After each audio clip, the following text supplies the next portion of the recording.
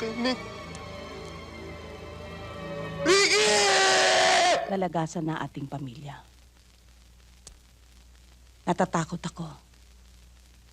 Baka dumating ang panahon.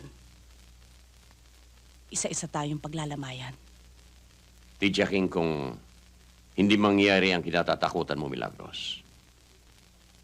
Bago nila pananakin muli ang dugo ng isa pang manambit, uubusin ko muna ang lahi nila.